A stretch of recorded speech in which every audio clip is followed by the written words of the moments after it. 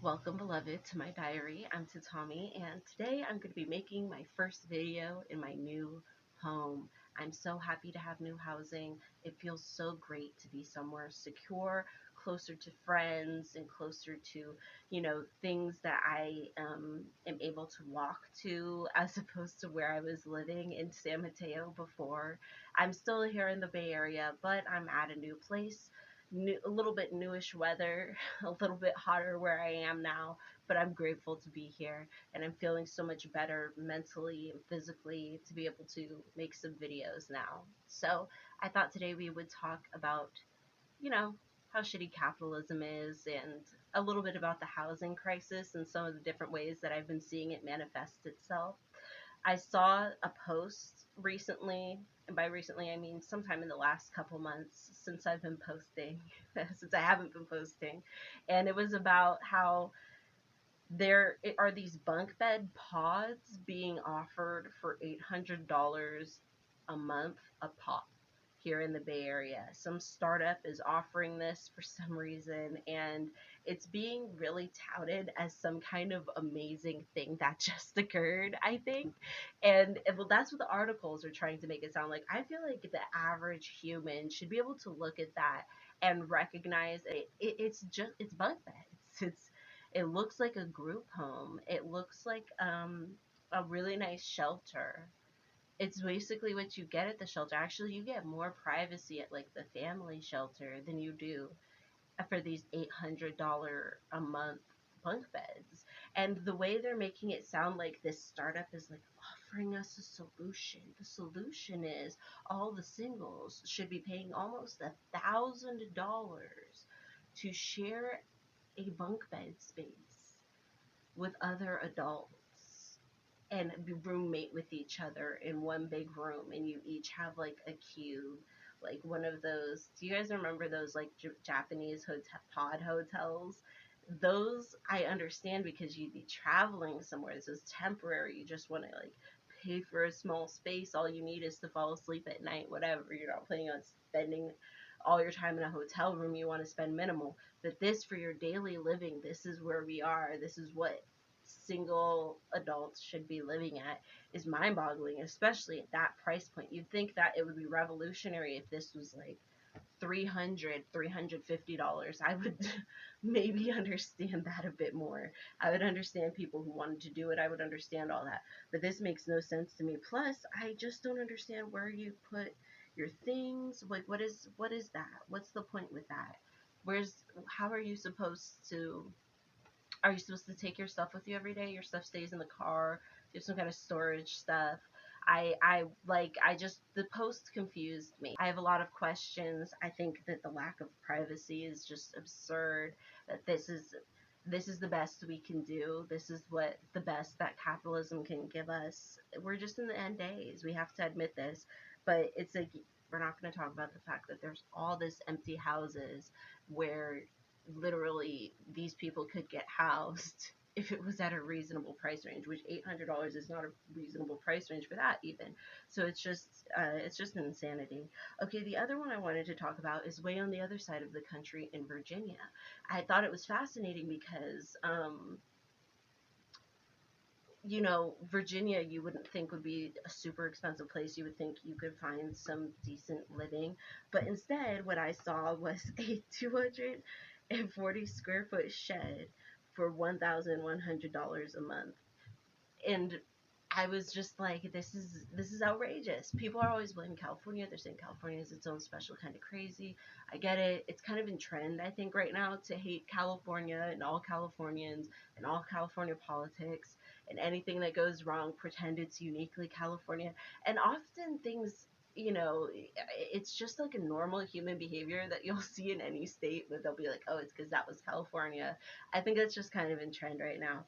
But it's important to note that this stuff is spreading, that these tactics are spreading, that it's okay to do in all these other states, and it is spreading to all these other states. And it's not really something we can outrun. It's eventually going to be everywhere, and it will need to be addressed because there's going to be tent cities everywhere. A lot of people are going to be homeless. A lot of people are going to be struggling or ping ponging between housing and homelessness. So, I don't know. I just think it's so important to remember that this is like an issue that's spreading everywhere. People are offering up their closets for $1,000 everywhere. A lot of people up in the hills of the Bay Area love to put sheds in their backyard and offer them for like $1,000. And I mean, some people might be like, oh, well, that's a good deal. But then it's like you have to remember the types of people who are getting in there, super low income, maybe fixed income, elderly, and they aren't going to be able to have this expendable income to just pay for this, pay for that. That's half their income.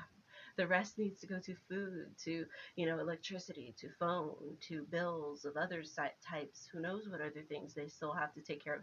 Maybe even family, also because they're still trying to catch up and take care of the next generation. Retirement isn't the same for huge portions of our country than what we've been built up to think that it will be like. Okay, the last thing I wanted to talk about that I've been seeing a lot in the last couple months since I've been gone in regards to housing is, for some reason, I keep getting recommended these explore abandoned area type of videos, and usually it's shorts. And I've been having to see all of this, like this abandoned mansion of this celebrity, of this type of person, some kind of real estate mogul, or this person was like a famous, like, I don't even know, like, person of some type, a murderer. One of them was like a serial killer or something. And it really was a great reminder of just how wasteful housing in America really is. It's not about housing people. It's often a status symbol. It's obviously an asset. It's about, gaining wealth. It's not about like housing your family. It's not about making sure your family has housing for the winter. You know what I mean? Sorry, my kids have like a little kiddie pool out there, so they're stopping in and out and having a good time outside. So at any rate, what was I saying? Oh yeah, the wastefulness of it, like the just building up and tearing down and abandoning and like leaving to rot, and then somebody else buys it and they tear down that, and then they build up the one they like, their personal dream mansion with their personal little quirks, which if you asked every human on this planet what would your dream mansion be, guess what? You'd have a billion different dream mansions. And some people might even have two or three different ideas of dream mansions that they could love, because we're all different. So all of these rich people are just making all of these really super unique mansions that are super unique to them and super like, all like any of the quirks and different things they like. So if they're into this really niche hobby, well, guess what? There's a whole basement dedicated and built specially for that. And if they like this type of architecture from this type of time period, it's built specially for that. And then, like, we run into issues like that world's most expensive mansion that wasn't able to be sold because it was literally just so like, who is this for? This isn't for anybody. Like, this isn't, who would want this? It's not anybody's dream mansion except for the guy who built it, and he's trying to sell it because he's what thinks everybody wants his dream mansion. It just doesn't make sense. It's such a waste of resources. Up in the hills, they were trying to build affordable housing recently, and the rich people immediately are trying to block it, and they're trying to say like the cougars or the mountain lions, that's what it is, the mountain lions breed over here, so we can't be having all these things being built up and people living, blah blah blah. And it's just funny to me because they're constantly doing exactly what I see in these abandoned videos. We see abandoned mansions up in the hills when we go cruising with our kids and we go to the views. We see abandoned mansions. We see hardcore construction. We see, oh wow, we don't recognize that house because they tore it down and built it up so fast between the last time that we were here. They're, disturbing habitats. Sometimes it's a huge building. Sometimes it's a small building in front, and then they've totally redone the landscape of the entire back and the entire front.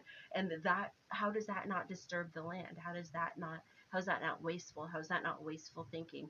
And I'm not saying like that there's no reason, no one should ever have a unique home, or nobody should ever have a home that's unique to them. But I am saying, like, the way housing is right now, everybody's kind of at the whims of these people's imagination, whatever it is they've decided and woken up and decided is the ultimate housing. Everybody's kind of stuck at their whims and what they think that crazy thing is worth.